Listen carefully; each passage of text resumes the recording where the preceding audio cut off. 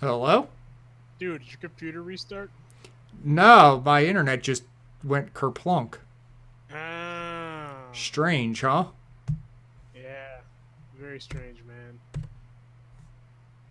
That's some odd stuff. Yeah, it was really weird. Good old reliable Yeah, Comcast. you know what? Usually rock solid. I don't know what happened there. It's just weird, man. Yeah. Yep. Yeah. Do we have Allie back or no? Restroom. Oh, okay. So you guys could still hear each other then, huh? Yeah, dude. It's funny though because she left like 2 seconds before you popped back on. I was like, well, that's convenient. Ha! Yeah, well, that's I'm back. about right, huh? There we go. Okay. All right. Well, good to see things are still on track. Yeah. Gonna have to edit that for the audio version. Yeah. So Oh, What happened? my internet just dropped for a minute. Very peculiar. That generally does not happen to me. That's why I generally do all the hosting. Right. Guess it happens to everybody. Mm-hmm. Yeah. That's right. Okay, well, anyway, I had just wrapped up my Rocket League story. Blah, blah, blah. You know. looks Cool. pretty So, awesome. yeah. Um, okay. So, I guess it's about time we get to the topics. So, you two play rock, paper, scissors to decide who goes first.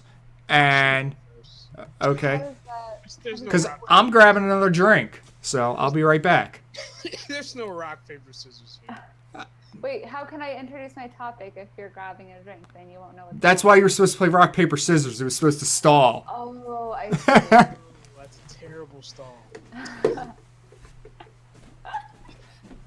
How do you even like we say it at the same time? It doesn't work.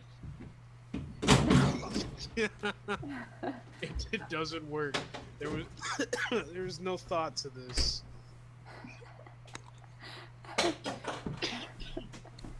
Oh man.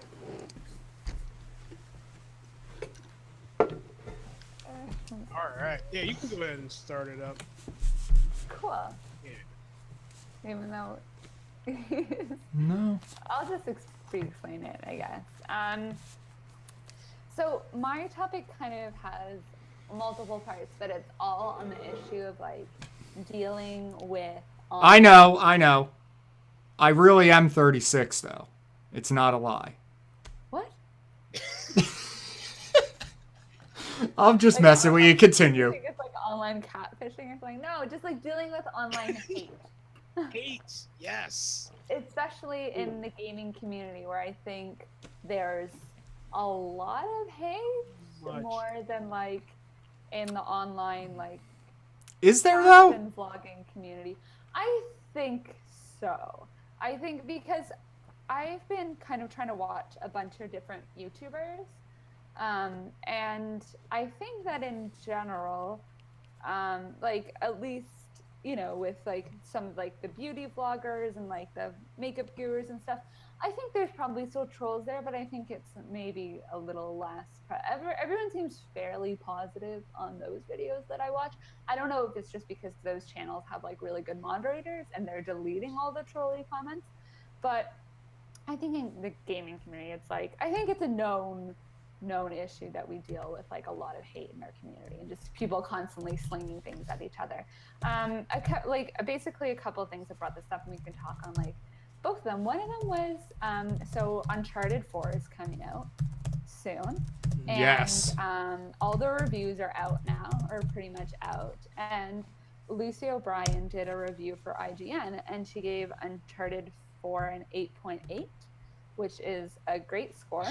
Which is an average Um, IGN score. and people N- are like Not for Uncharted, Chris.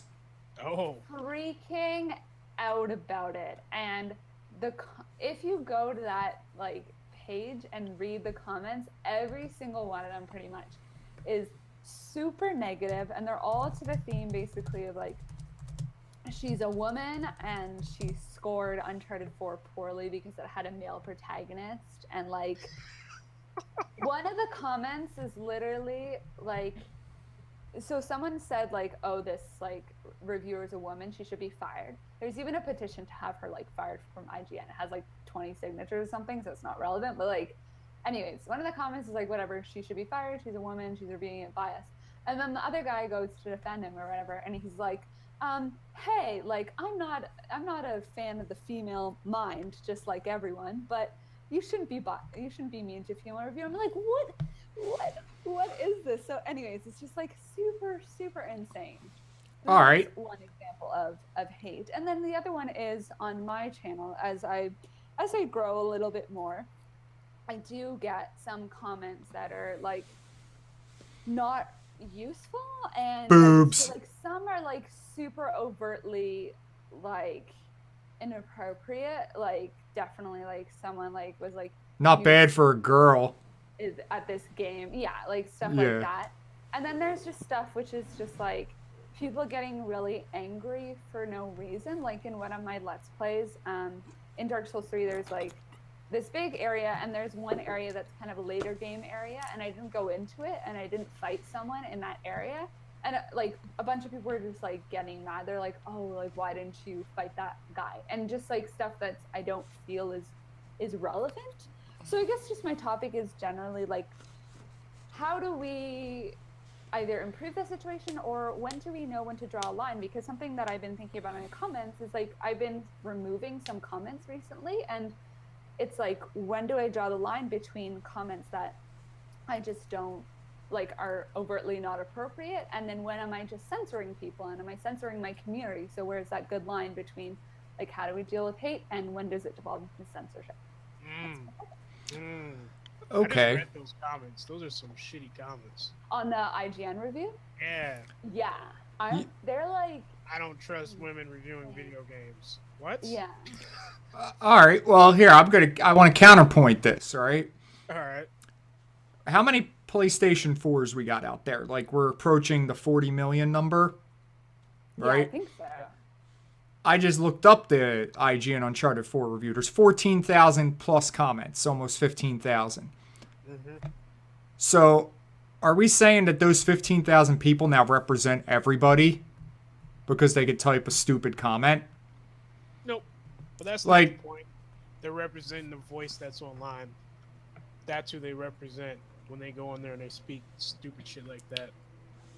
I think it's it's not they're representing us as a whole. They're representing well okay, let me put it this way. If it's one person, then no, that's an asshole. But when it becomes like a hive mindset where everyone's saying the same thing over and over again, it kind of people start looking at it as, is this representative of the gaming community? Whether or not it is or it isn't, that's what people are going to see. And so now you have this group. but who's going to see it? Whoever's not a gamer who wants to, dude, have you seen like the new stuff? They've always had this like bad thing about people who play video games, slackers, not very smart, lazy. Yeah. And then you get this shit, and it's like, oh, now they hate women. It's like it's you can't. There's no winning there, and there's no need for any of it. It's just stupid hate. It's ridiculous. I've always said this, but I've always been looked at as like an asshole myself. But it's like it's just a bunch of whiny kids who have, and they're not even kids. That's the best part. A lot of them aren't even kids. They're just whiny adults who feel like whatever is in their little like circle is the right way to think, and they just go in there and blast it. And then they get the few people on the internet who support that, and it's like, haha, jokes, guys. Women are dumb. And so they just get that support. They get that moral support and just continue going. Right. I don't know. See, to me, it's like I don't like that it's the way it is, but I mean, because the internet has definitely become like a platform for the downtrodden and the pathetic. But I mean, shouldn't the onus be on us to be intelligent enough to like parse out the yammerings of these like poor souls and not really give a damn what they say if it's going to be that idiotic? I mean, to me, it's like Trump. Like, I just don't listen to him because he's a moron. So, like, you know, like, it's just white noise, you know? Yeah, but especially on that view, I think the comments are like 100% negative, and she's probably getting tweeted a Yeah, lot of the but time. And see, even me, like when I get a YouTube notification or something, and like someone calls me like an offensive name, like that pops up on my phone, right? Like I'm reading that, so I'm exposed to that negativity, and it's definitely you do have to develop a thick skin. But there's also like, it's like, well, that's it. Just it's that. well, I'll say this: like, it does suck. You got to deal with that. At the same time, like Miss O'Brien here, like, didn't take on a job at IGN reviewing games, thinking everybody was just going to be all, roses and cupcakes. Like, No, I but mean, at the that's same just not what you're signing up for there. Like, IGN's hold on. comments are known for being like a vitreous pool of hatred. But But dude, why? but Why would guys they would hate do it, each and other? if a guy viewed Uncharted 4 as shit, then he wouldn't get shit on. It's like, I agree. Let me It's like I I'll keep that in mind, sir. it's like I said to my boy Tim Geddes. I said, you can't worry about the vocal minority, I think you're missing a point here, man. It's not that. No, I'm not missing They're the point. reviewing I her am and not. arguing the counterpoint. They're commenting on her and not the content she put out. Why would That you care what someone that stupid says? the whole point of the comments is to create a community. Or that whole comment section is for a community to discuss what the content is, not to discuss the validity of the person if she has a vagina or a dick. Like you want to discuss her content. That's what it's there for. So now you have these assholes taking that spot up, saying some stupid misogynistic shit, and that's irritating. Like you want to read it, you want to see like a legit discussion. Like, does she bring up some good points about the game? Why does she rate it an 8.8, which is still goddamn good to me? Like, Mm-hmm. if I'm gonna buy a game and it says 8.8, I'm like, cool, I'll buy the game. Like, that's all right. But there's none of that. There's nothing about what she's saying that makes sense. It's like, oh, look at this feminist with the. I think one of them was talking about her hairstyle being the alternative life hairstyle. Oh God, yes, it's Uh, just the worst. Talking about a game that has a male protagonist. Of course, it's going to have an 8.8. It's like it's an 8.8. What the hell are you so angry about? I don't know, man. I'm just like, stuff like that. I'm just like, yeah, you're stupid and beneath me. Like, you don't even register on my radar. Like, sorry. Like, But it's the whole section. There's no yeah, because those are the people who type, you but know? there's no healthy discussion. That's the whole point of it. Did you go on there and write anything positive? Why would I write something positive? I don't know. This is exactly what you're saying though. You're like it's all negative. Well, somebody's got to go on there and write something positive. Did you? You go and write something Did positive. Allie? Did you go on there and write anything positive about her review? Wrote I something positive. tweeted. Right, That I see, thought like, that she was. It's that she was easy to great. get mad at the idiots, but it's like, well, where's everybody else? Like, we're not commenting. We're not filling the board with positivity. You You don't know? have a group to go in there. What do you mean? There's not a lot of people that would actually go on and do that. In order to do that, you would have to wash out all the shit. You see, what's a shame is that IGN only shows you how many people commented, but that article's probably got like 2 million hits. Yeah. So, Yeah. So again, out I of don't think the you problem is like with everyone in general. It's just like as a creator, if you want to create in the game space, if you want to write, if you want to make a YouTube video, and if you're putting your content out there, then you have to be prepared for a deluge of negative comments coming your way. And I think that's unfortunate because No, it is. inhibits like artists and creators, because even if people are passively consuming your content, then that's one thing that's great. Like Lucy got paid, I'm sure, a lot for that review because IGN does very well, and I'm sure she got a lot of hits. So financially, she's rewarded. But I think people who create things and who put their souls out there, like as much, game reviewers is supposed to be professional, but they are artistic in a way. They're writers, and YouTube, people who make YouTube are very creative as well. They're putting everything into it.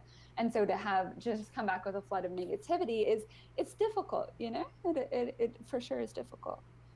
So why it's just such a shame, because otherwise I think in general the community is amazing. We just have some problems with, I think, the people who do comment or whatever, and it's not even really a problem because I don't think just like banning everyone or whatever is the solution. So I just wonder is there a solution to this persistent negativity online with each other? Is it a problem that maybe a lot of people covet Lucy's job?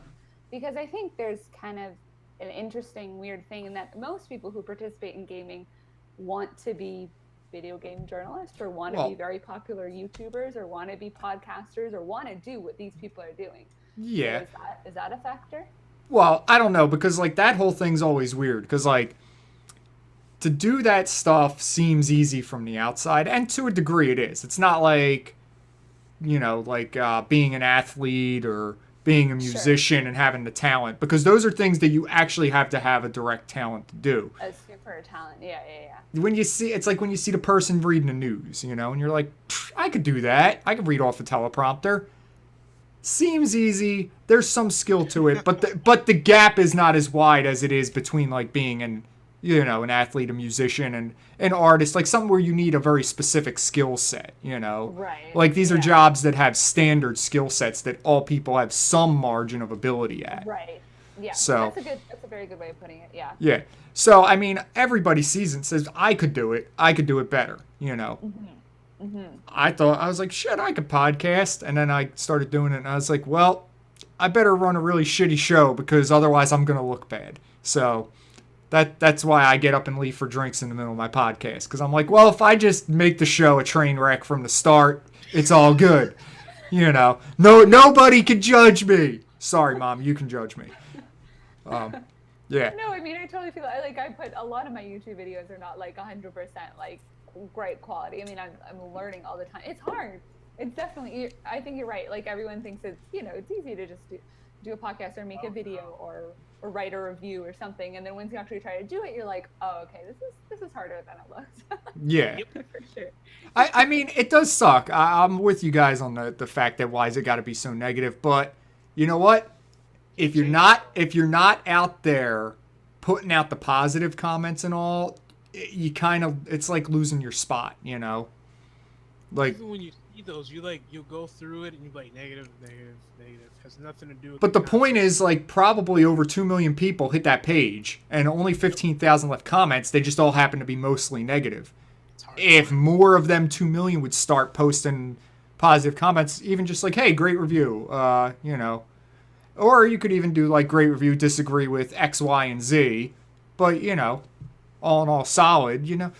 Like if nobody's out there pushing the you know, pushing things towards a more positive or at least a more intellectual, like cogent discussion, then it's kind of on us too. Like it's not just on the assholes, you know. Like you. Yeah, that's true. You know, well, be the change you want to see in the world, you know. Engage the rational and the positive people in the world, which it's kind of like, I don't know, just kind of like bullying in general. Like ever since, you know, people were in elementary school, it's always like, oh, if you see bullying, like don't be a bystander and, you know, stand up. So stand up for people online who you think are getting unfairly bullied and leave a positive comment, or exactly like you said, like try to redirect the discussion into a more productive way. Because I don't think there's anything wrong with criticism, but I think there's definitely something wrong with criticism with a bunch of anger behind it, directed towards the person or directed towards how they look, or like it just isn't, it's not relevant at all. Yeah, no, it I don't know. It's like, think about this, right? Where do you have to be in your life to think that just spamming hatred across the internet's a good idea? Like, you know, I mean, you must be out of Cheetos or something. Like, it's got to be getting bad, you know?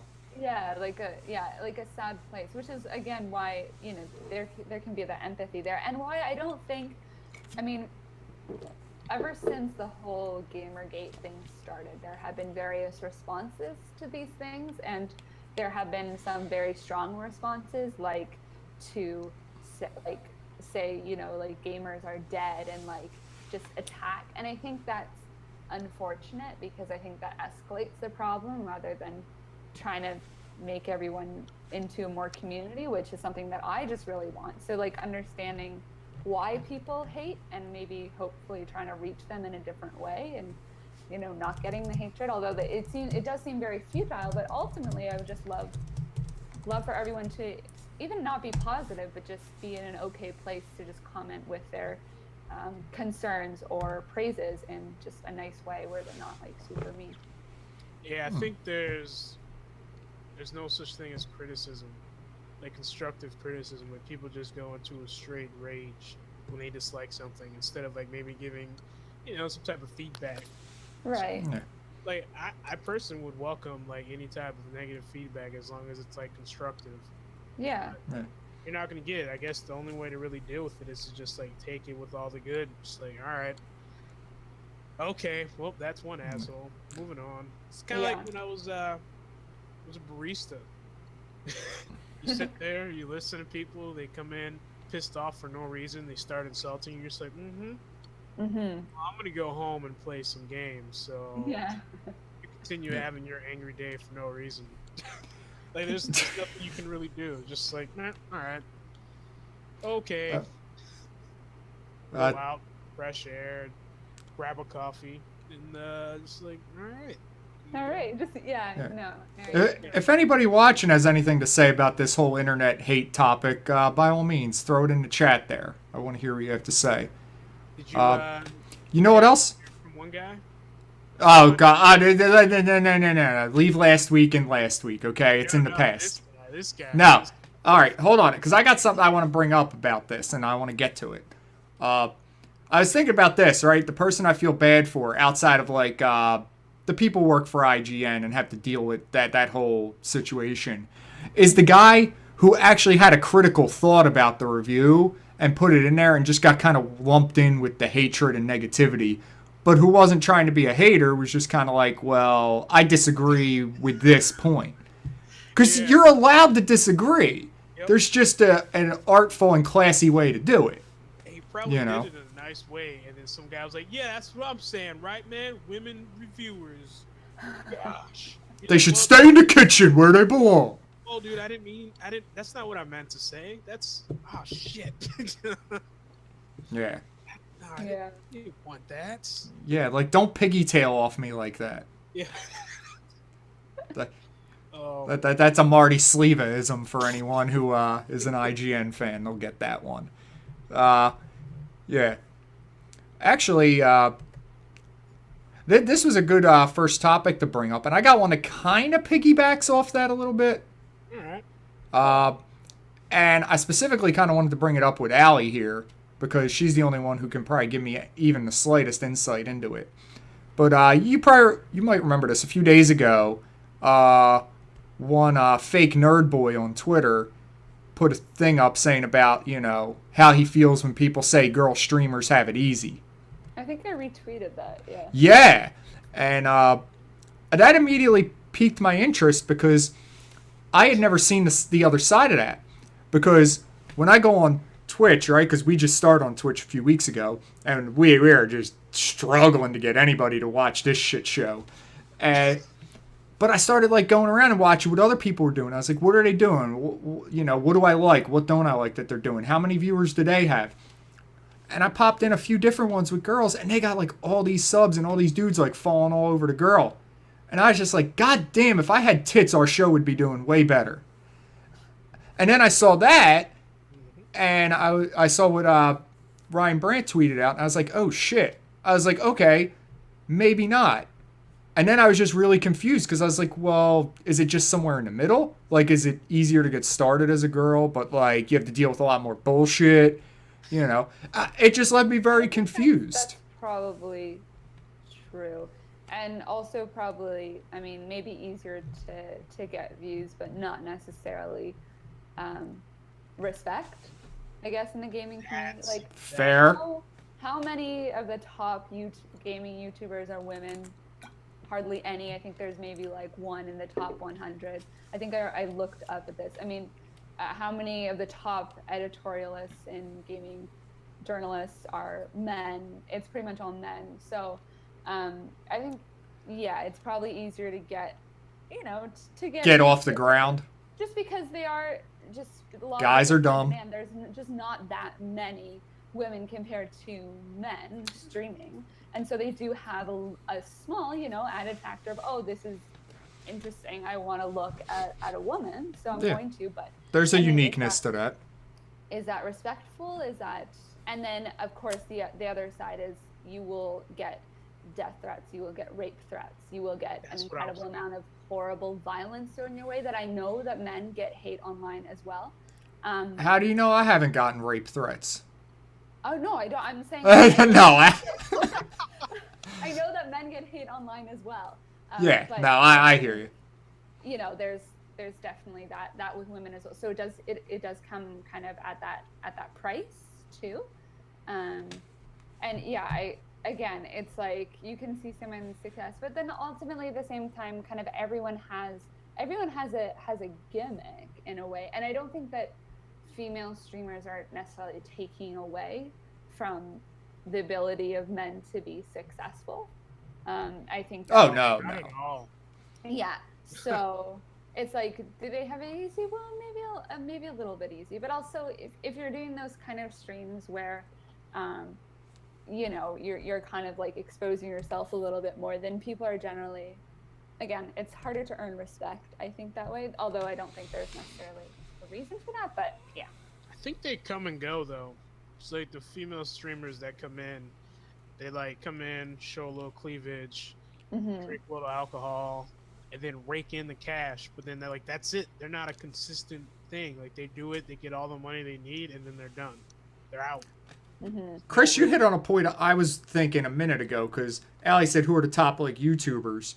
Yep. And I know somebody in the comments to the tweet I was referencing, somebody said like 9 of the top 10 are guys on Twitch or whatever. But the thought I was wondering is, who are the top like people getting donations? Like who's bringing in the most money? Because are the dudes just being stupid and like throwing money at the screen? You know, like, oh, if I give her a $5 tip, she'll love me. Like, you know, because dudes are fucking retarded like that. So I could see it happening. You know, I just wonder if we could find out who the top earners were on Twitch. I think that would be fascinating. Probably, I mean, yeah, I guess like even donations, but then there is a cap on that. Like, I feel like a male Twitch streamer, you know, there's a lot more to Twitch than just donations. There's subscriptions, like sponsorships, deals with companies. Do you think those women are getting approached by like huge gaming companies and getting signed and getting, you know, spots to be broadcasters and famous in these $1 million companies? No. Sponsorships, probably not. That's why I was trying to leave that out, and by mentioning just donations, because so even you know, even with maybe they're getting, you know, $5,000 or whatever a stream, whereas a top male streamer is getting $4,000, but that top male streamer is making, I don't know, I'm sure some of them make millions of dollars a year in just in gaming competition. Like, I don't know, I know more about YouTube than I do about Twitch. So there are definitely millionaire YouTubers. I don't know about Twitch streamers, but you know, so you can compare it that way as well. Here you go. I think it's an interesting point that you do bring up for sure, because there is that, yeah, I mean, it is kind of taking advantage. I don't know. It is what it is, I guess. I don't know. I could be wrong. It could be mostly dudes, you know. You do point out something, a thing that I just really don't like, which is just in general, people taking advantage of other people's loneliness, whether it be Twitch, or whether it be YouTube, or whether it be on Patreon, and promoting this idea that your friends in a community, and I know a community that I subscribe to, the Kind of Funny community, kind of does this. I don't particularly like that element of it. I love them for their content, and I love them for that and everything, but I don't necessarily like the idea of we're all best friends, or I don't like the idea of ladies or whatever promoting the fact that, I don't know, like flirting with their, and I know that's part of it. I just don't like that, because it's not true. As a creator and a fan, I can tell you right now, there's such a huge divide, no matter how much they promote that, like, they're your friend or they're attracted to you or whatever, there is such a huge divide. They will never really see you that way. I always felt weird about stuff like that. Whenever I hear someone talking about like their favorite person or whatever being friends, it's like, are they gonna remember you? Yeah, the whole thing throws me as weird, because I could never fall for somebody without looking them in the eyes. Like, because I gotta see that like spark of like I don't know, intelligence or passion that you see when you look somebody in the eyes. And like across a computer monitor, like even if it's like 5 blocks away, it's just not the same. Like, so I don't know. I don't know why anybody would fall for that. But you just said a whole bunch. You went on a rant there, Allie. So we got to hit a few points here. Sure. One is taking advantage of loneliness really any worse than taking advantage of impulse shopping? You know, things like that. Like advertising is completely built around the idea of like preying on a weakness. You know. Yeah. I think it's So all morally unfortunate. I mean, I, I agree with you in that, like, that's just how our economy kind of works. Like, we sell everything on the basis of trying to make you better than you are. Makeup, clothes, alcohol, um, even university education is built on the idea of making you sold to you, on making you better than who you are, or making you part of your community. Like, donate to my Patreon and you are part of my community. Like, you are my friend now. Like, it's just, yeah, I agree with you in that it's all like that. I think it's all a little bit morally unfortunate. Yeah. okay. Um, what was this? Jeez, I lost track of where I was going. All that. Sorry, I Oh, think we've started on female streamers and their yeah. struggles. No, actually, it was the kind of funny thing you said because this is kind of funny, no pun intended. No, so I had always been skeptical of the whole best friends thing, you know, and I just always thought like, are these dudes just like full of shit and like roping everybody for money? And I was like, if they are, it's genius, well played. Like, so you know, I never gave a penny to them ever because I'm too skeptical. That's just the way I am. Sure. You know, love the content, always wanted to support them, but I was just like, I don't know. You know, it just seemed like one of those too good to be true kind of things, and I'm cautious of anything that kind of vibes with me in that way. Mm-hmm. And then I met them all. Definitely genuine. Definitely Yeah. genuine when they say that. Like, I don't think they're like, like, I think the thing is, if you're, Colin doesn't say that. No, and you know what? And He's the only one I haven't met because he bailed on the meet and greet early, so I never got a chance to see him. You know, but like, Yeah. I haven't talked to all the other ones. You know, Tim Geddes gave me like so many hugs I lost count because because I told him to stop listening to haters and to know that he was awesome. Yeah. Uh, He is awesome. and Nick helped me out, and I drug him halfway, actually pretty much all the way across the club, just to get him to give my wife a hug to make her feel uncomfortable. And he was totally down with that. Like, he was so on board with that idea. He loved it. Right. And Greg let me talk his ear off because I was drunk as shit by the time I finally was able to catch up to him, you know. So, I mean, but he indulged all my questions and he answered everything and he was pretty honest about stuff. And, I got him to sign a Dixie cup for me. So, like, he was pretty cool about everything. So. I think they are amazing people, and I have supported them on Patreon on quite a high level because I think their content is like my favorite on the internet, and I've got so many hours of enjoyment out of them. And I'm going to San Francisco to their as a VIP ticket. Yeah, I know. Lucky you. I love them. Yeah. But I think it's dangerous. I honestly do think it's dangerous to believe that anyone online is your good friend in that way when they are in such a position of power.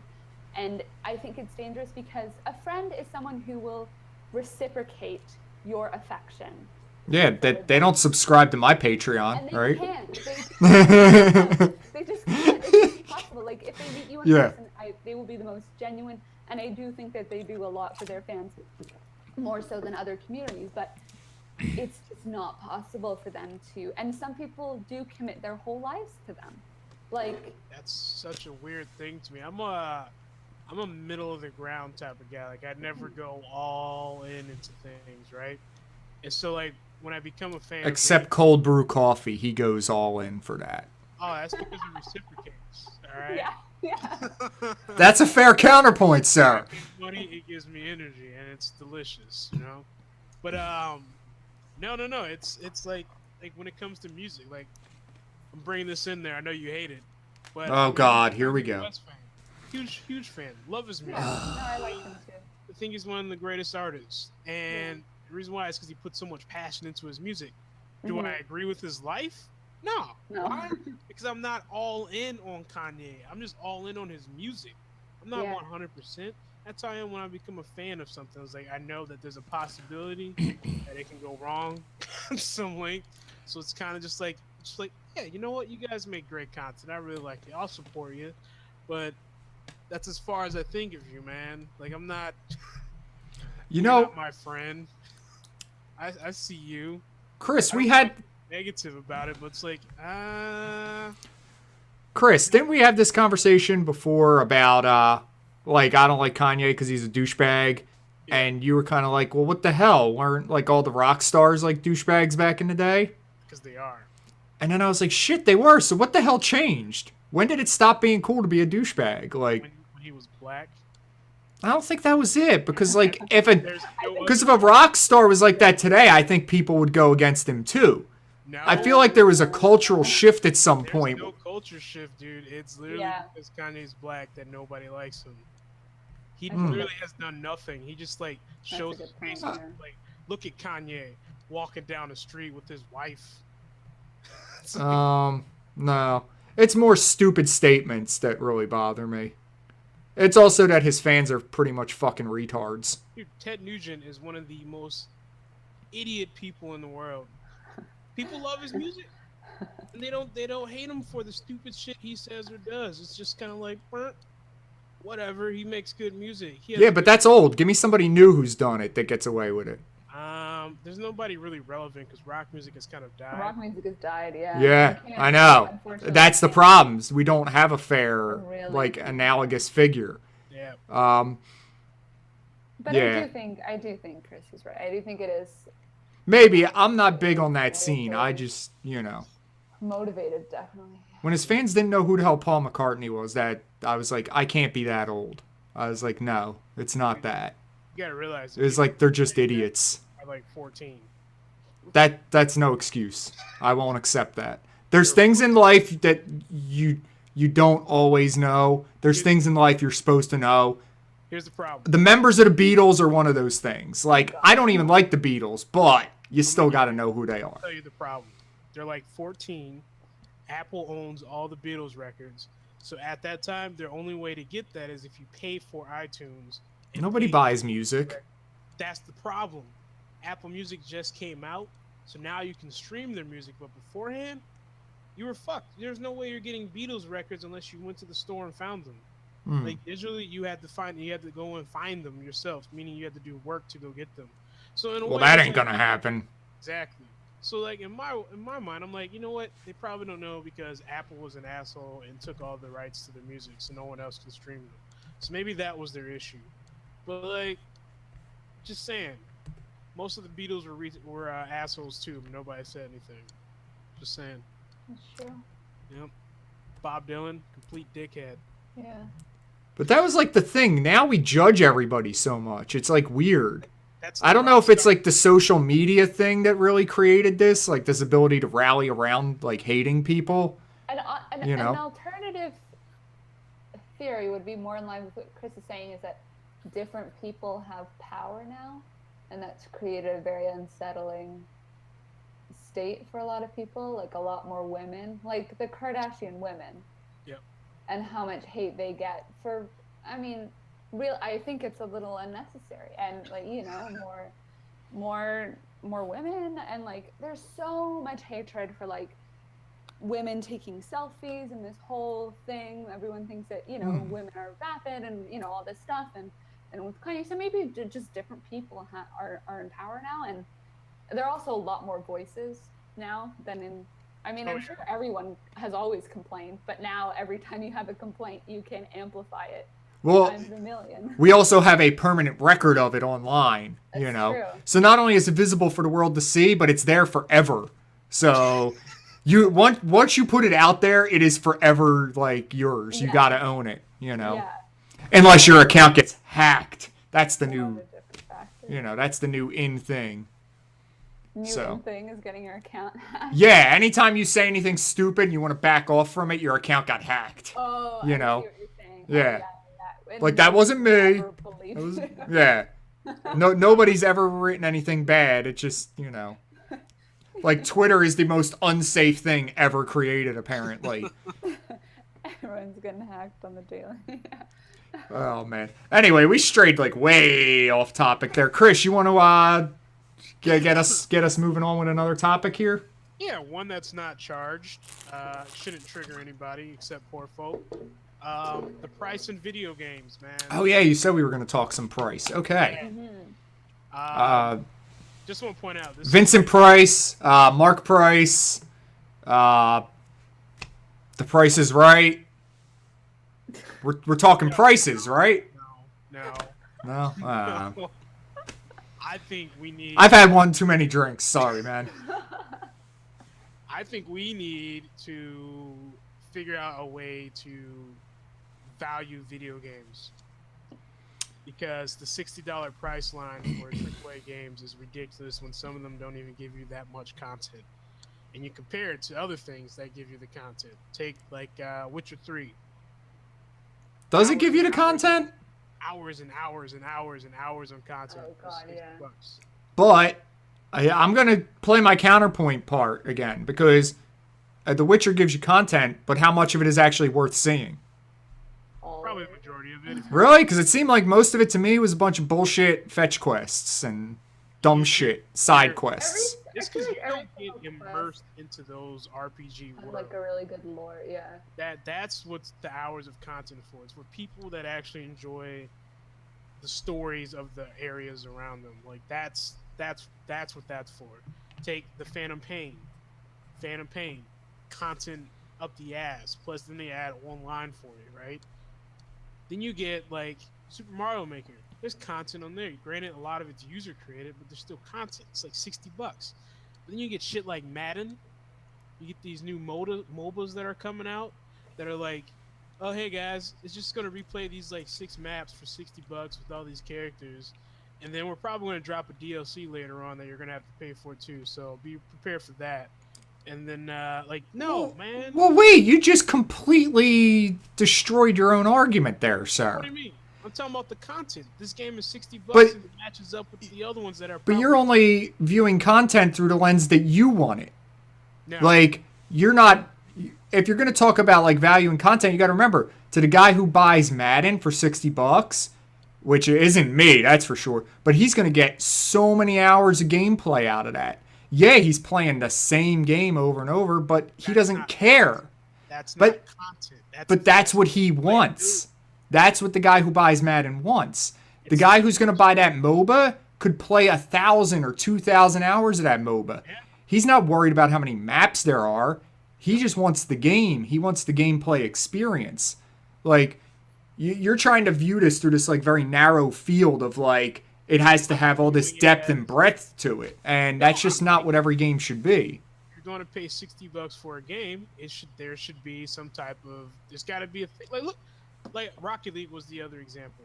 It was a $20 indie game, right? They've been releasing content like monthly, and then they also have their DLC packs for you for like extra cars or whatever you want, extra customization options. But everything else, free with the $20 that you've already paid for. Unless you've got the game for free, then it's really free. And it's like they're constantly pushing out stuff for you. It's not rehashed. It's nothing. It's all like new game modes, different ranks, different this. It's nice. You pay $20 and you got more than what you actually bargained for. Where now these AAA games are getting kind of lazy, in the sense that they're just like, we're gonna slap a $60 tag on it anyway. Just put some shit in there. Like I bring up Madden. You're like, oh yeah, but you get the hours and hours of replayability.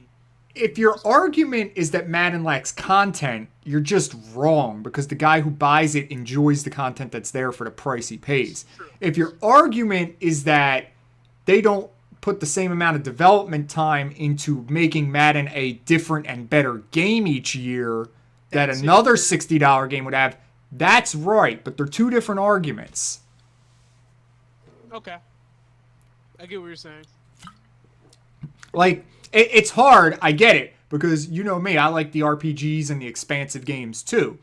So like to me, just playing a game of football over and over and over, yeah, I loved that back in the day when I had just hours to burn, but that just doesn't work for me anymore because I'm just like I can't waste an hour on something that doesn't mean anything. Like like I have to be making progress towards something, you know, and sports games just don't really do it for me anymore. Rocket League works because it's like 5 minutes I'm in, I'm out. I can fit that into my schedule easily, you know. Yeah. Um, That's but the there's other problems, right? There's no effort because You people are going to drop there's $60 anyway. you have to remember though there's a stigma though to games that don't have a $60 price tag. So That's true. Yeah. yeah, like if somebody develops a game and they put a $40 price tag on it, they're fucked. They're just totally boned. Unless it's like some kind of HD remaster, that seems to be like the one little spot you can kind of wiggle into a bit with a $40 game.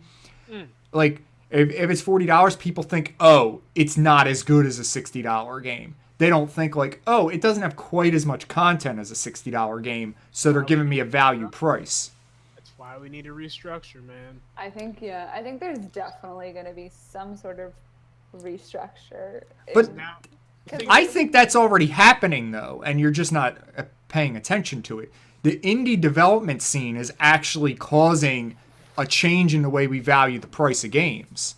You know, how so? Because they're still the same. Where's the change? they're not $60 games. No, they're not $60 because they're indie developer games. Yeah, but the idea is if you can start to get people used to the idea that a game doesn't have to be $60, then you're on the right track. But you're not going to get a AAA game to come off of 60. You're not going to get a AAA game to come off of 100 with DLC. Like they need that money, you know. So Here's another thing I was thinking of. I was thinking back to like how cartridges cost so much to make beforehand, right? Then you have CDs, which are cheaper than cartridges, Right. and then now everything's buying digital. You still pay the same damn price for a digital and a physical copy of a game. Like you're, I know that's. I but don't that's complicated. You're getting into all kinds of like deep like horse shit there trying to mess around with that. The digital price drop will come, but it's going to take a long time. It's going to take a long ass time because it doesn't make any sense. The only way we got that is through Amazon right now. Well, yeah, and that the Amazon Prime thing could be a real harbinger for digital price cuts coming down the line somewhere, you know. But it's so complicated because of the whole you can't burn the bridges with like all the retailers who have to stock your system. And you have to remember most of your systems that get sold are just people walking in and like, "Hey, yeah, I'll pick up a PS4. What the hell? I've been wanting to get one of them for a while." Like if you look at the PS2 tail, like that thing, a lot of them sold late. Like that's how that thing got to 150 million. Like, I'm gonna know the guy who goes into a store and not planning to buy a PS4. And I know, me too. I would like to have the that. guy who's not a hardcore gamer, Dude, the, but the guy who buys like 3 games a year. That's a lot of that's a lot of disposable disposable income. That is 100% correct. Like you just walk into a Target and it's like, gotta get my groceries. Ooh, these shoes look nice. PlayStation 4. Okay, two things. $400 on that real No, you see, you're thinking about it all wrong. You're thinking of, first off, it's usually after price cuts. Okay, that's when they move a lot of units. Okay, the PS2 sold a lot of them when they were down in price.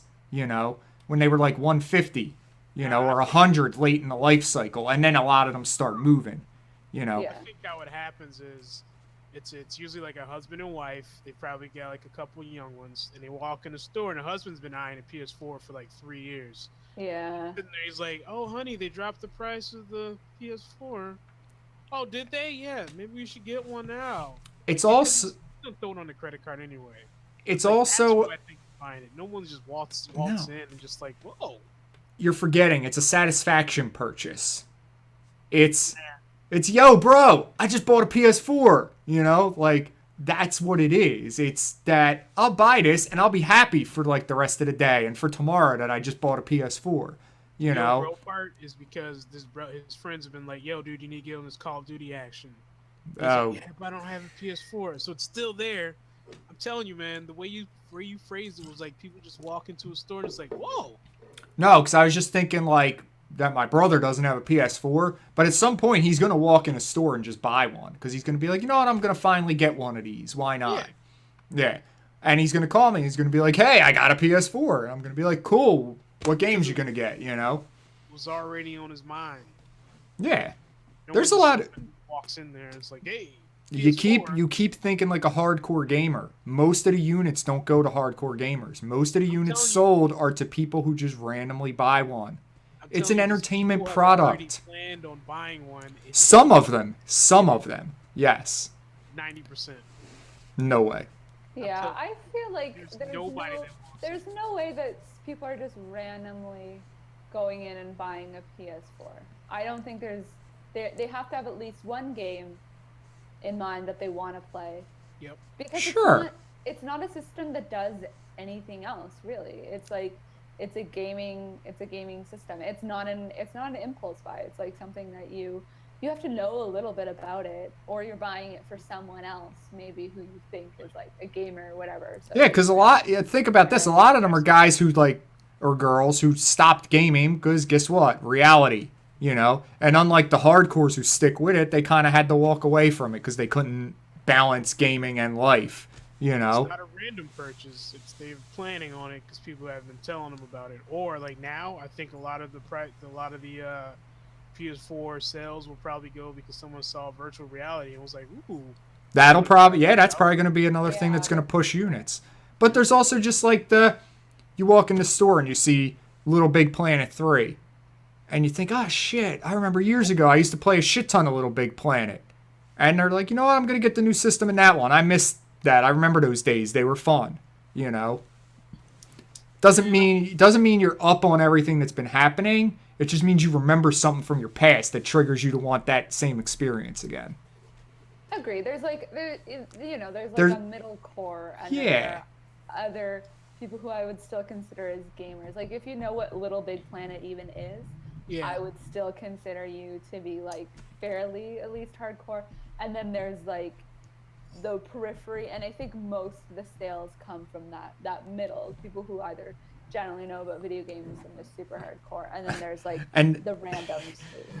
Never leave out like the husband who finally wears the wife down after several years of like, hey, what do you think I could grab one of those? Like, you know, waiting for years. Yeah, and it's like no, and then finally one day it's like, yeah, go ahead, just get it and stop bugging me about this, you know. That was like me with my parents and like the Wii U or whatever. I was like, no, not the Wii U, the Wii. Why did I say the Wii U? I don't have a Wii U, but like the Wii, I'm like, yeah, it has like sports on it, so I'm gonna be super active if I buy it. The first thing I do is I buy Zelda Twilight Princess, and I never touch it. Oh my god. You gotta get creative with them. I work at Target, so I've been eyeing these Wii's for a while. Because it's like I had the 360, and I was fine with that. But I was like, dude, they need a system at the house. When I go over, I can play it, but I'm not paying $200 for this shit. Right. So I would tell them like, oh, listen, there's like a $50 gift card. You can go buy all the other shit that you want to get out of Target. Just drop $200 on the Wii, guys. I'll give you the 10%. We're all set, right? Got the Wii, and then they ended up never playing it, so then I ended up taking it. It was like a free Wii for me, man. It was great. Oh man. The day the Wii came out was brutal. So brutal. Oh man. I was dead that day. I was really dead to the world. Did I ever tell the Wii story, Chris? I think you have a couple times, actually. Oh, okay. My memory sucks. I'll take your word for it. Rough day, man. You know, when you pick up your Wii at 7 in the morning and you don't play it till 7 at night, you know it's been a tough day. That is a tough day. What's the Cliff Notes version of the story? Because I'll try to do the fast version. So I had to sleep out for a week because I couldn't get a pre-order. You know, because they only did like 4 pre-orders at every GameStop, so it was fucked. Yeah. And yeah, so I had to sleep out for one, and I slept out for it. Got home, got like 2 hours of sleep, and then I had to get up and go to church because my daughter was doing church choir and I had to be there for it, you know. So I go to church, I do the church choir thing, I get home. She's got a swim meet My wife needs me to take her to the swim meet because she's got to do some project for work. So I'm like, fine. So take her to the swim meet. I'm absolutely gassed at this point. You know, I've had almost no sleep. I sleep through the whole meet. You know, get a lot of weird looks from all the other parents. Get back from the swim meet, fall asleep on the couch for a couple of hours, and then finally wake up and around 7 o'clock at night and hook up the Wii. And immediately hurt my shoulder playing Wii tennis. Yeah, because I didn't realize you don't have to really swing your arm around like a lunatic. You just got to flick your wrist a little bit. Yeah. Yeah, so harsh lessons. A tough day. And a console that I put way too much effort in for too little reward. Yeah, there wasn't that much reward for that system. I do remember bringing it to Thanksgiving the following week, though, and everybody was fucking, like, blown out of their mind by it. That's what it was, like, the most useful was when people would come over and you guys would be like, let's bowl or let's do tennis or something. No one did anything else. They just wanted to play the Wii Sports or the Wii Sports Resorts. It was like, cool. This is a cool party system. Everybody's drunk. Just don't break my TV. And we're all good. But there's no other use for the Wii. Didn't even have a DVD player. Actually, it's a pretty good paperweight, and it looks nice, so, you know. The black ones did look nice, though. Why's it gotta be the black ones, Chris? Because it just made sense, you know? Had the black with the nice little light blue. It's beautiful. I got a white Wii. Sorry, man. Launch day, you know. I got a black Wii U, though, so you know what I mean? Diversity. Oh, there you go. There you go. Yeah. And I had a white and a black and a silver Xbox 360, so, I mean, I was all over the place with that shit. What are you doing with all of those? It's a long story. Let's. I enough Malgadar stories for now. Did that with the PS2, so it's. Okay, so right. Yeah, discreet error. Yeah. Yeah. Now I like your price topic though, Chris. It's such a goddamn complicated thing, man. I hope we get to the point where the digital is cheaper than the physical, like it should be, but it might be a while. I think there needs to be a talk on what constitutes $60. Like, to be honest with you, Rainbow Six Siege. I don't know if you talk about that at all. That was a shit show for $60. Like, there's like one thing to do in there. There was nothing else to do. It was just you got a multiplayer experience. I'm like, what happened to the Rainbow Six storylines I used to like playing? Well, Chris, do you like the mobile market? Not so much. If I have to like have fast reactions to it, I don't like it much. I mean, like the pricing structure and such of the mobile market and the way those games are set up. To an extent, yeah. I'm not the one who complains about prices for mobile games.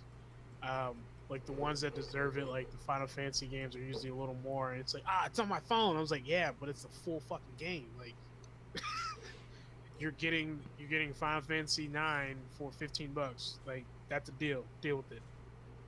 But yeah, I don't mind the pricing for it. Okay, I was just curious because, like, you know, you want more like dynamic pricing, and it's like my fear is that console games will one day be marketed more like mobile games, and I don't want that. Yeah, like I'm cool. Like, I want to pay full price for my game and be done. You know, if I want the DLC, that's up to me. You know. So what do you mean? What do you mean? Like, because the wide variety, or you're talking about the in-app purchases? Yep. That's what you're talking about. And that I don't want.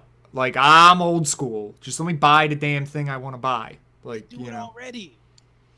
They do already. You drop $60, and then there's like another $60 of content coming on later. But that's up to you. But that's up to you. Think about this, man. I am a huge Call of Duty 4 player. Like, I love that shit. That was the main reason I bought an Xbox 360. I thought it was the best Call of Duty ever, right? They say, oh, we're remastering it, guys. But you can't get it unless you buy the new game and get, like, the special edition version of it. I'm like, what the fuck is that? Like, I'd rather just buy the... Like, I mean, granted, I don't have any of the new systems, but, like, I'd rather just buy... I'd spend $25 to $40 on a new remastered version of Call of Duty 4. But instead, now they're making me pay for the shit game that I don't want just to get this. the fuck out of here, man. It, see, you got to look at DLC like in this way. Your games would cost a lot, a $30 or $40 season pass for a game, and if you're not going to even tell me what's in it, like that's fucking ridiculous. Like you either got to be an idiot or a fanboy to fall for that gimmick, you know. Yeah, I think like DLC, which just like adds additional stories or additional something, is okay, not super egregious. The worst thing is really when it's like in game and you're blocked off with some content. Like Assassin's Creed is probably the most egregious example of this. You're just blocked off of some content directly in your In it, I was like, I'm down with that. I'm gonna buy it, Yep. and I bought the season pass then, because then I thought it was of sufficient value. I'm not gonna buy, you know, a $30 or $40 season pass for a game, and if you're not gonna even tell me what's in it, like that's fucking ridiculous. Like you either got to be an idiot or a fanboy to fall for that gimmick, you know. Yeah, I think like DLC, which just like adds additional stories or additional something, is okay, not super egregious. The worst thing is really when it's like in game and you're blocked off with some content. Like Assassin's Creed is probably the most egregious example of this. You're just blocked off of some content directly in your game, and you have to pay for more of it. It breaks the narrative. It breaks the immersion. Yeah. It's just I forget horrible.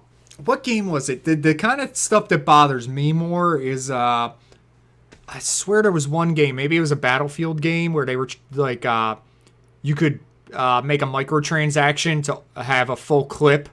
So if you were out of ammo, you could pay to have more ammo. No. And I was like, "Oh, get the fuck out of here!" Like that's mobile. That's mobile creeping into your game, and I was like, "That's like, ugh, no." I was like, No. "That's the kind of thing I'd stay away from." You know, That's awful. that's the kind of thing I would yell at somebody else for paying for, because I'm like, "Dude, you are setting a bad precedent for the rest of us." I Like, can see somebody don't just encourage that maxing behavior. out a credit card just for that shit. Oh God! But I'm ranked number 5 in the world. Like, yeah, no, it's that stuff bothers me. Any other DLC, like if it's just content, costumes, whatever, it's like, well, buy it if you want it, and don't if you don't. Like, Someone tell me this though. Explain this one to me, all right? How the hell is what's the developer that makes Rocket League? Psionics. Yeah. How the fuck are they still like making money?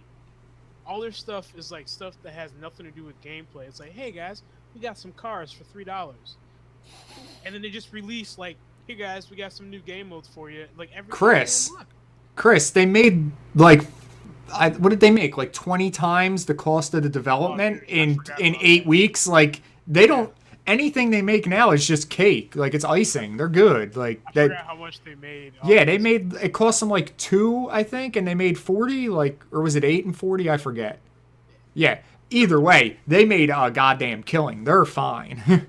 Like their next game will probably be much more like dynamic than Rocket League, just because how the funds they've accrued. Right. That's a good point. You know what though? What's funny is I like their game and I like the way they did it and I like their pricing model. And me and my brother were playing today, and I was like, I'm gonna just buy all the DLC. I don't even want it all, but I just love what these guys did and I want to support them. And since I got the game for free, you know, As well, yeah. I was like, but then like I was like, but I'd have to like stop and add it all to cart and you know put in my password, so I didn't. But it's on my to-do list now is to buy all the DLC. But that's how I am. Not because I want it, just because I want to help them guys out. Because I'm like, you guys did something awesome here, you know. I've played games for free and just be like, wow, they really did a good job. And then I just see like patches will come up. I'm like, this is legit. And then I will buy the extra like useless item DLCs that I didn't care about at all beforehand. I'm like, no, they deserve this. They did a good job. The game is well done, and they've been constantly updating and communicating with the community. It's like I am okay with paying for that. Yeah. But I feel like the people who are taking advantage of it are the big time players who know that people are just going to spend money, and it's not very what's the word I'm looking? It's not real. It's just fake. It's all about the money. I don't know. Like I said, I think it's very dependent, right? Because I don't know. Like, if people really want the DLC and the stuff they're getting, then I don't think there's anything wrong with buying it. I just think the problem is if you start letting developers get away with cheap tricks, that's when you gotta, do the old, like, put your, show restraint and, like, don't just open your wallet to anybody who makes a game. And this is the guy who bought, like, 2 FOBs with real cash in Metal Gear Solid 5, That was weird. That was a weird moment. Yeah. Rethinking you, man. I was like, dude, is this... Well, because the proposition I made to myself was I've enjoyed the shit out of this game. This is, like, the most fun I've had with a game in a long time. I was like, would I pay $70 for this game if I had to redo it? And I was like, yes. So I was like, I'll give you $10. And then later on, when they opened the ability to get another one, I was like, would I have paid $80 for this game? And I said, yes, I would have, because this has been just absolutely amazing. So I was like, you know what? Here's another $10. I was like, so I paid $80 for the game, and I loved the shit out of it, But I didn't buy something not knowing what it was, I knew what I was getting, I knew what they were charging me, and I was okay with that. I probably could have bought those, but I still didn't, and I paid $40 for it. I think it's because they gypped me on the Ground Zeroes, and I didn't realize it wasn't a full game. Ooh. So I still felt a little hurt from that. But I was like, oh, whoa, Metal Gear, $30. Ah, it's a sale. I didn't buy Ground Zeroes. My son did with his own money.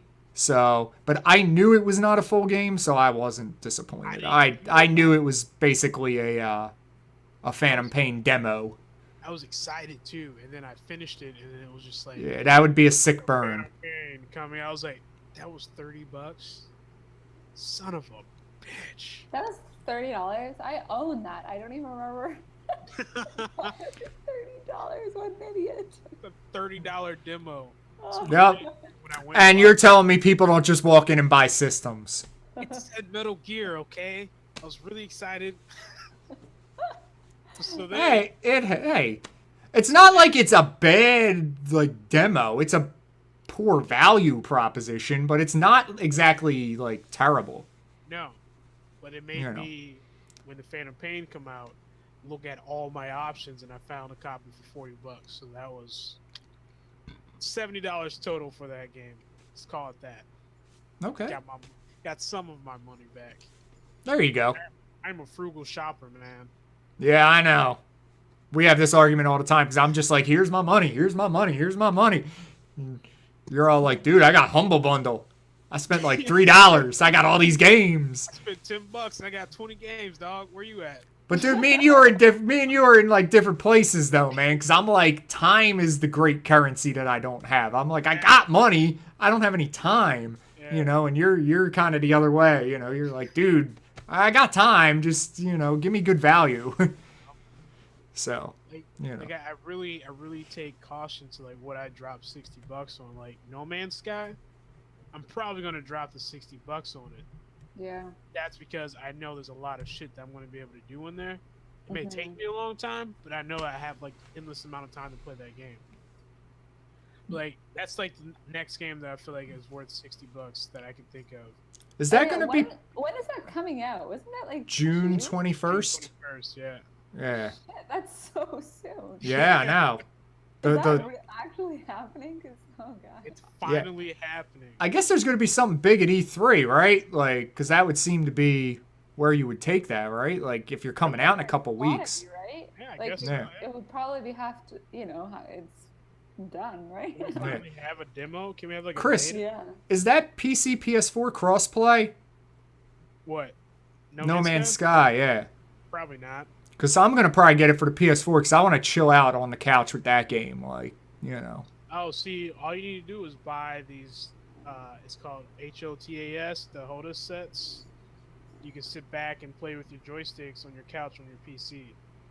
Well, I got a wireless controller for my PC. It's just not the same. Nah, you got to get it so it's like you're actually in the cockpit. Oh, fuck that. If I wanted to fly a jet, I'd get a job as a pilot. I'm trying to chill out, man. That's too much work. No, you just buy the game and have fun and crash it. Yeah. I also set up remote play on my laptop, so now I can have the TV on and play my PS4 through my laptop, so that's fun. There you go. Yeah. You know what? I mentioned E3. Allie, you're kind of a Nintendo fan, Yeah. right? What did you? We talked about this last week on the show, but I'm just curious what you think about the whole Nintendo news from last week. What are we talking about? That Nintendo's gonna have nothing at E3, no NX. The only game they're gonna have is the new Zelda, and that's it. Yes, I did hear about this briefly. I don't know because again, like I was a really big Nintendo fan back in the day, but now I'm not. I'm just kind of sad for them. I don't think. No, you're pretty much hitting it right on the nose. Definitely a bad sign. Like I think anyone who tries to spin that in a positive way, it's not a good sign. Hold on. You're Canadian. I'll put this in hockey terms. It's like when the Canadians stopped winning Stanley Cups all the time. That's true. Is that it? Yeah. Technically, Canadians still win Stanley Cups because all our best players are just playing for American teams. But yeah, that's true. Wait, who led the league in scoring this year, though? That was an American kid, wasn't it? Yeah. Just think about that. No, it's your sport. I'm just messing with you. Yeah, my stupid countrymen just don't seem to get what a great game it is. Have a word with you, sir. Dude, I'm still... Look, when the war starts, Canada's annexing your ass first, all right? Like, they're just going to be like, look, Minnesota, you're like little Canada, just get over here. You know, they'll probably take North Dakota, too. Maine's like right there. That's Nova Scotia, all of that. Just take Maine. No, we're going to protect Maine because it has the good water. You know, just saying, like, you know, we got interests. Minnesota and North Dakota don't really offer us a lot, right? Does Canada want Detroit? We can just offer that up for free, right? Nobody wants Detroit. Detroit doesn't even want Detroit. Right across the water. It's pretty easy. They can take Detroit. They might want the Upper Peninsula, though. I don't know. But yeah. Nintendo not being. Yeah, Nintendo. That's what we were talking about. I think it's sad. It is. It's sad to see the mighty fall so far. You know. But especially, I guess, they're just falling out of consoles. They don't get it though. Like they are just so out of touch with gamers. It's ridiculous. They're out of touch with Americans, I think, is their real issue. I think in Japan that's still fair. Right. Well, Nintendo of America's always been kind of like a shell company, so I mean, you know, Nintendo of America is going to shit, but all the other stuff is still going to do fine.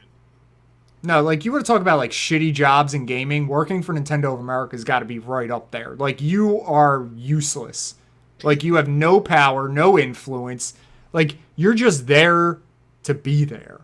You know, it's like working for the Xbox brand in Japan. Like you're useless. Like you can't do anything. Right. You know. Reggie's pretty. Isn't he the North American guy? He's pretty. You know what? I loved Reggie for so long. I am so tired of that motherfucker coming out and being like, everybody's enjoying this on Nintendo. The best experiences are on Nintendo. And it's like, right. They're not, dude. Like, are you serious? Like, are you really trying to convince me of this? Yes. It's the Apple way, man. That's Apple's whole thing is tell everybody that they're doing something and they'll do it. But with Nintendo, it doesn't work because there's other actual competition now. Yeah. Not work, man. I don't know. I got a question for you though that I've had since Thursday. Me or Allie? You. Oh, okay. What do you think of Persona 5 coming out during Final Fantasy 15? Doesn't mean shit. It's Japan's release date. Oh, just Japan. I thought that. You sent me that link and I was like, holy shit, we got like West Side Story Turf War coming. Yeah, and that's what I thought was happening, man. Yeah, but no, that's the Japan release date. So now they haven't announced the North American release date unless there's been an update since Thursday. So until we know the North American release date, it doesn't matter. I'm curious though, because did you play Persona 4, Allie? No. Okay. Although I know that, everyone's super obsessed with it. So. Yeah, it's weird though, because like it's strange because it's an old game that got re-released on the Vita, Yeah. And I liked it. I liked everything about the game except the mechanics. and the way like the systems were handled and the way the game gives you information. Like all that sucks. Everything else around it's really awesome and it sucked me in, but it just lacks like the mechanical strength of a game like Final Fantasy. And that kind of like struck me because I was like, why did I like play all the Final Fantasies, even like the shitty ones like Lightning Returns, you know, all the way through? And it's because the mechanics are rock solid and like things make sense, like mechanically, you know. Whereas like Persona, I would have all kinds of problems with it because like I'd go through a dungeon and on one floor I'm one shot in everything I fight, and on the next floor I'm getting one shot by everything, and it's like, why? What the hell is happening? And then I'm reading guides and I'm supposed to be like 8 levels higher than I am. Nothing in the game indicates to me that this is the case. Okay. Right. But it's such an old game from like the PS2 era. So I'm like, if they can tighten that up and get the mechanics solid, oh boy, I'm going to be in heaven with 2 big time RPGs. Yeah. I hope they get it because it was so close with 4, but I just couldn't keep playing it. The mechanics were just not strong enough. I have a question. Cool. You have a lot of them, it seems. Yeah. Am I the only one that doesn't use guides? I don't use guides, but if I have a problem, I will reference them. And that's how I found out I had a problem in Persona, because I was like, why am I dying in one hit from everything? Am I doing something wrong? I know. I finally had to look it up. The only time I ever like purchased the guide, I think it was Grand Theft Auto. I think it was Vice City, and the only reason why I purchased it was because I was looking for all the cars. It was like, dude, I got garages. I'm about to pack this shit full of cars. Oh yeah. For all of them through there, like they would tell me where I could find like the locations and all that. I was like, I don't think I've ever really used a guide. Like I'm not even 100% type of gamer. Like I just play the game to play the game until I'm done playing it. I'll use a guide for trophies too. Yeah. I mean, I think if I was actually trophy hunting, I would probably use them more. But as I'm saying, I still consider myself a casual gamer. It's like I don't really care to complete the game 100%. I just want to enjoy it while I can.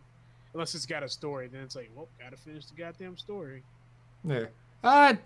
Trophies are hit or miss for me. It just depends on what they are. If I feel like I can do them reasonably, I'll do them. If I feel like there's anything crazy, like anything with a lot of multiplayer trophies, I'm out. Because there's too... I hate difficulty trophies. It's such a cop-out. But multiplayer ones, there's just too many variables. I don't have enough control of the situation. You know. So. Allie, you hunt trophies? Not really, no, because, I mean... Get off the show! Nah, just I didn't, kidding. like, my PlayStation 4 was, like, my first real serious console. Like, I always just... I mean, I had, like, my Game Boy Color was, like, my first console, and all I did on there was play Pokemon. And then I got my GameCube, and then I started branching out into, like, Harvest Moon and Mario Kart and, like, all that kind of stuff.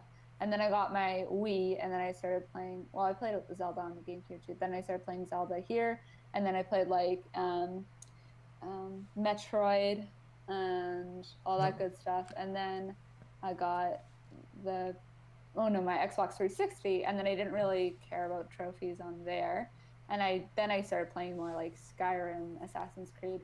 And then around 2013, I guess, was when I started realizing that like gaming culture was a thing, and I started listening to Beyond, and I joined Twitter. And then I'm like, oh, cool, games are a thing, and trophies are things that people care about. And then I got a PlayStation 4, and then I was like kind of into trophies a little bit. And then I got into YouTube, and now, like I said, all my gaming time is really just dedicated to creating content. So I'm not going to waste 100 hours hunting for a trophy when I can spend that time creating content for YouTube and uploading and sharing my experiences with other people. So my time is just partitioned in that way. I did get the platinum trophy in Dragon Age Inquisition, though, and I'm still jealous of that. I got really back into that game one weekend, and it was the weekend before Metal Gear Solid 5 came out. Mm-hmm. So I have not gotten back since, because once that hit, it was over. I never looked back. And I'm so mad because I was really getting into it. I was getting a good feel for it. I was like, I'm going to do this. And no, I wasn't. Never had a chance. So Yeah, I feel like if I was younger and I had known more about like video games and that trophies were even a thing and that was things that people talked about, like you have to understand that growing up, like none of my girlfriends like really played games or like my parents didn't really know what games are like. I didn't know anything about games. All I knew about games is stuff that I figured out by myself. And I just ended up playing Nintendo things because I didn't even really know other games existed because no one around me was really playing anything. And then like people around me were playing like Mario Kart or whatever. So I got my own GameCube, and then from there I kind of started to explore games that like a little bit deeper that no one else was really playing. Like I found Metroid games, and yeah, and then but I didn't really know that like trophy hunting was a cool thing. I feel like I would have been totally into it though because I am that kind of completionist, and I do like numbers and scores and little things, but now I just don't have the time. It's like an alcohol addiction. Like Mm-hmm. you fall off the wagon and you start hunting trophies too much, and you're like, I'm not having fun anymore. And it's like, oh, well, That's just stop hunting the trophies and go play a different game. Like, I think that's why yeah. I don't do it. And I've gone like back and forth so many times, it's ridiculous. That's You my know. whole thing. Is like I play games to have fun, to relax. But if I start hunting trophies, oh shit! Now I just started a new job. Yeah. Right. It's So it's a fun way to sometimes squeeze a little more juice out of a game if that's what you want. I Yeah. get that. Like like I'm much more pragmatic now. Like I only go after trophies if it seems like reasonable. Like Fallout 4 I got real into because I was like, I see the path. I could see how I can get all of these, even all the story ones. And I had to have like back saves and roll back to get everything. But like Now because I could see the path through the forest, I was totally down. You know? you added too much work. I Yeah. don't want to have to hunt a trophy if I can't just do it in like my playthrough. Like That I didn't like it either. I just once I figured out how it could be done, I was down for the cause, you know. Now like Gone Home only has like 10 trophies, and I was trying to get them all, and I did two different ones, and neither time did it pop, and I was just like, forget it, I'm done. I'm not like I'm only missing 3 out of the 10, but I'm just like the 2 of them didn't pop when I did them, and I'm like it's just not worth my time to keep trying. Like oh, you know what? if it's glitched, it's glitched. Like I don't know. I think I might have 100% like an old Madden. That's weird. Because there was like challenges where it was like stand in a pocket for like 12 seconds. So you had to like scramble in a pocket as your pocket's breaking down. There's a lot of like stupid achievements like that. I think I did it one time just out of boredom. Yeah.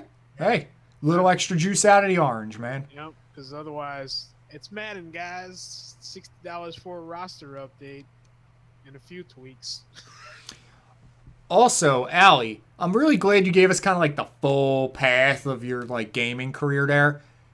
Because when you started and you were talking about like Harvest Moon and Mario Kart and Pokemon, I'm like, how Where the did it all go bad? No, I was just like, how the fuck did you end up on Dark Souls? Like, That's but what I I'm started trying to slightly figure out. seeing the progression. I was like, okay, we're getting there now. You know, I was like, did you just one day say, I hate myself, I'm gonna play Dark Souls? Like, you know, Everything like- seems so like rainbow and sunshines, and then it just became darkness. yeah. I think Like, that's just a good example of like how sometimes people do things like in a cultural or like what they expected for them to do, you know, as a young girl. I think especially like if you were playing video games, you were probably playing like cutesy games like Nintendo. Nixie dogs. That's pretty much all my daughter plays. Like, that's it. Like, she don't play any not Nintendo games really, except like Minecraft, and she'll play Rocket League. That's about it. You know. Yeah. Yeah. It's definitely interesting. Yeah, I do. I do look back on my path and I'm like, interesting. Well, hey, everybody's got a path that gets them there somehow. Mine's more like with console flip-flopping because I was all over the place, you know. So I've switched allegiances so many times. Unfortunately, I'll be doing that. Goodbye, Microsoft. It's been real. It's been a real nice. How many years has it been? I don't know, Chris. When did you start? I'm not you, man. I can't answer that. Is that 7 years? 7, 8 years? Yeah. It's been real, Microsoft. But Hey, man, the 360 was beast, man. kudos. It was. System. Yeah. Yep. I liked- You know, sans having to buy a wireless network adapter, it was pretty awesome. Dude, I've been through all three of their damn systems, man. Yeah, it's Had the white one, had to buy the adapter. oh god, that was such a killer too. Yep. Yeah. But and a fan. Had to buy. Why am I buying a cooling system for my console? Microsoft, like, get your shit together, man. But they fixed it. Yeah. Fixed it with the later models. But at first, it was like, why am I attaching a cooler to this? This isn't a PC. Well, I imagine I've told you what happened by now with the engineers and the final docs and all that. No, I don't think so. I'll try to give you the quick version because we've been going on for a while now. Basically, what happened was the engineers finalized the design for the 360, right? So, Yep. seal of approval, everything's good. Well, then the designers go back and they're like, hey, we got some extra space in there. We can do this and we can do that. And they put more components in. Well, they never sent it back around for final cert to the engineer. Oh. So, what happened was they had created a cooling situation. There was no longer proper airflow through the system. So, that's why everybody's video cards were melting. Okay. Yep. That's why I had to buy a cooler. Yeah. So, yeah. Microsoft learned a lesson the hardest of hard ways. It's funny though, because it didn't hurt them at all in sales. When you got the games, you win the war usually. Yep, that's how that works. Yeah. All right, guys. It's been a little while now. You know, after many headaches and all kinds of technical problems, we somehow put a show together. Yay. Yes. after all the crashing and burning, Yeah. finally made it to our destination. Well, hey, it's like I tell my wife, you could beat me down and torture me and make me miserable, but I'm still waking up tomorrow morning. Wait, I never said that. Who said that? I'll have to think about it. Somebody said that. It wasn't me. All right, I guess I'll wrap this show up then. All right. Allie, actually, I'll let you kind of start. Like, what's all your stuff again? Sure. So Twitter at that little fly and YouTube, Ali Mishka or that little fly as well. Either one will get you. And there's also a link through my Twitter. So just go on my Twitter and then find my YouTube. Yeah. Okay. And that's pretty much where you go if you want your Dark Souls coverage. Exactly. Yes. So continuing my Let's Play of Dark Souls 3 right now, and yeah, good times. Okay. Well, speaking of Twitter, you can always find us at the Collective GC. You can find me at the Malgadar. You can find Chris at ChrisBCGC. And as stated previously, you can find us right here on twitch.tv/the_Malgadar. And you can find the podcast version on iTunes and Stitcher. Just search Collective Gamescast. And next time we have Allie on the show, I'm going to give her the Canada quiz because I want to know all about Canada. And she's probably going to lie about it. There's a lot less ice than you think. I'm kidding. All right, guys. Thanks for hanging out. It's been a lot of fun tonight. You know, we covered a lot of good stuff.